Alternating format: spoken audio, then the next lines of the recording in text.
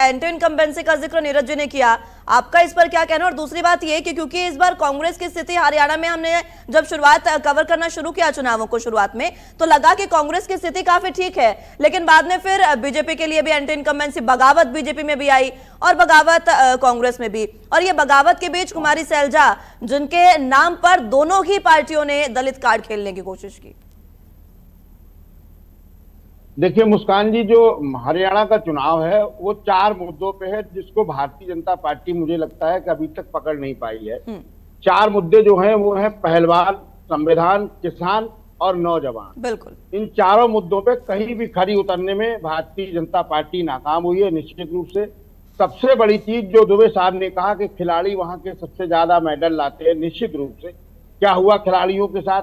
जंतर मंतर पे धरने पर बैठे रहे। किसानों के साथ क्या हुआ?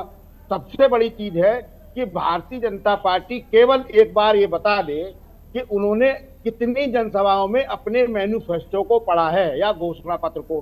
कहीं नहीं।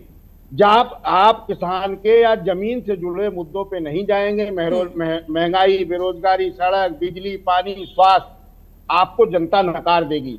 आपके साथ हुआ क्या? आप 10 साल तक लगातार अपनी मन की बात लोकसभा चुनाव में कहते रहे, रिजल्ट क्या आया?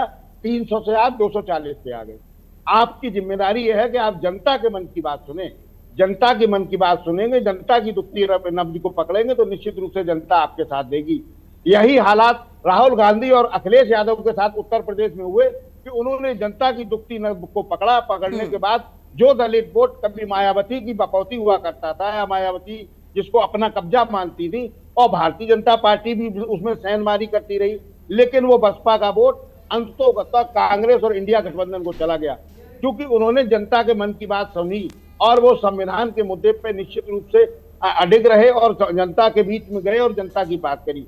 तो जनता की अगर बात नहीं करेंगे, जनता की बात नहीं सुनेंगे, मैनिफेस्टो आप पढ़ नहीं रहे, स्थानीय मुद्दे पे बात नहीं कर रहे, आप हरियाणा की जनता को बता रहे हमने 370 हटा दी। 370 के बारे में 40 बार आप पार्लियामेंट में बोल चुके, 150 बार आप लोकसभा के चुनाव में बोल चुके। वही बात नहीं जनता सुनना चाहती। जनता ये जानना चाहती है कि हमारे गांव की सड़क कब ठीक होगी, महंगाई, बेरोजगारी, सड़क कब लोगों को रोजगार मिलेगा। इन सब चीजों पे नहीं जाएंगे तो आपको नकार देगी। जनता के मुद्दों पे रहना होगा। निश्चित रूप से भारतीय जनता पार्टी के साथ सबसे बड़ी समस्या यह है कि वो अपनी अंतरकलह से लड़ रही है। एक मुख्यमंत्री भारतीय जनता पार्टी ने डिक्लेयर कर दिया, एक मुख्यमंत्री खुद कह रहा है कि मैं 6 बार का जीता हुआ पुराना विधायक हूँ, मैं इस बार सत्ता में मुख्यमंत्री अगर आती है तो मैं मुख्यमंत्री पद मांगूंगा।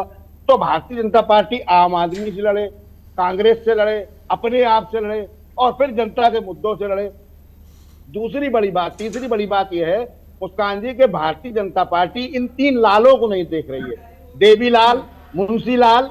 ठीक है, अनिल विज की बात आप कर रहे हैं।